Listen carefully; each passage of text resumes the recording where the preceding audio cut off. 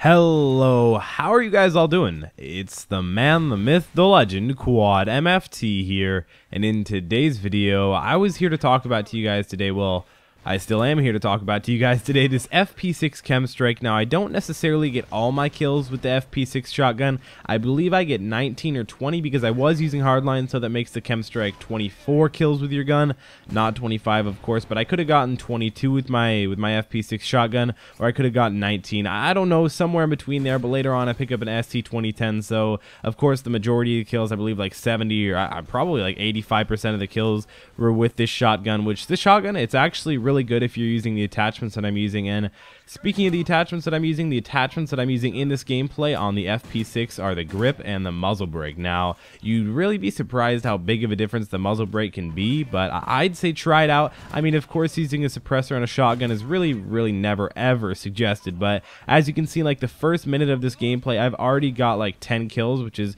pretty freaking good, especially on COD Ghost, because something else that I'm here to talk about to you guys today is the fact that COD Ghost, you know, it's not a rushing game, and I'm sure this isn't the first time you guys have ever heard this, and you know, I'm definitely one of the people that enjoyed rushing around. You know, I did it smart, I did it smartly, I really don't know even if that's a word, but I did it intelligently, and I would, you know, have some pretty good map awareness. I don't have the most amazing gun skill in the game. That's not why I'm a really good player. It's because I was extremely aware. I knew what to do, and I don't know, I just performed, and you know, that's the way you got to do it in Call of Duty Ghosts. But the way you have to do it in COD, or excuse me, I mean, that's the way you got to do it in like Modern Warfare 3 and Black Ops 2 and Black Ops 1 and all those previous Call of Duty games. But this game, Call of Duty Ghosts, you know, it completely, just overall, completely switched it up. It really surprised me, really realizing that, you know, you got to really play defensive. As you can see in this gameplay, you guys are probably like, wait, why the heck hasn't he gotten his specialist bonus? You know, and it still gives me those points on the screen that I got my specialist bonus, but for some reason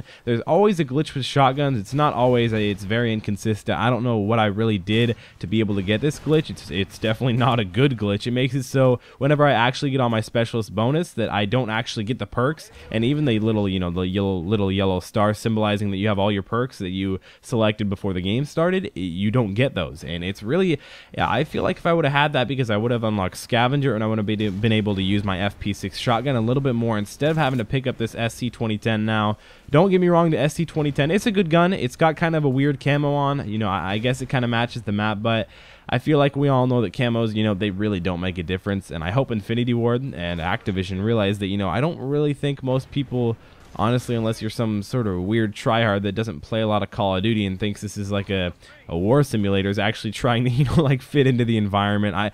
I remember way back when me and my friends used to do that. If it was like a winter map, we'd have a separate class set out with our winter sniper rifles, and we'd camp up with the thermal sight and all that. But you know, also the thermal sights were never really good on winter maps because it was always white. But I don't know why I really remember that. I don't really ever use the thermal sight unless it's on the Lynx sniper rifle, which that thing goes off. If you guys didn't see my live comm, I'll link that on an annotation on the screen right now, or I probably already did a little bit before. But again, guys, you can see that I've got like 2 shells left in my FP6, and I'm getting a little bit scared. So again, I had to pick up this SC2010, and so far I think I have 3 kills with the SC2010. I fast forward this part just a little bit, just because I don't really want to bore you guys, because, you know, I said earlier in COD Ghost that you kind of, you know, you got to play more of a defensive role. You know, you don't really have to camp, but, you know, you're definitely not going to be someone that's constantly rushing around like you could, like Jay Nasty could back in Modern Warfare 3, or Green Goblin, or the Mark of J. Those guys, you know, even myself, which I had a lot of kills in Black Ops 2. I think I even one point got like a solo 175 kill game in Ground War Dom,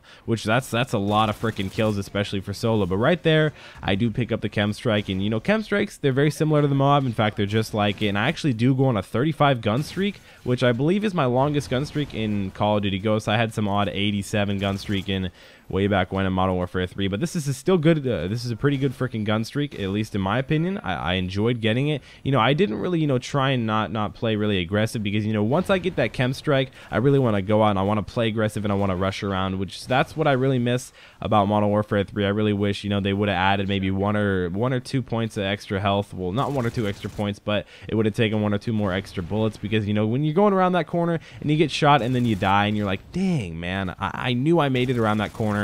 You know, that's what I miss. I miss being able to do that and, you know, make those little clutch movements instead of just being able to get shot out really easily. But you can see I'm tearing it up with this assault rifle. So hopefully you guys enjoyed the gameplay. Make sure to leave a like down below if you did already, or if you didn't already, make sure to subscribe if you're new. It's been Quad MFT, and I'll see you guys in the next video.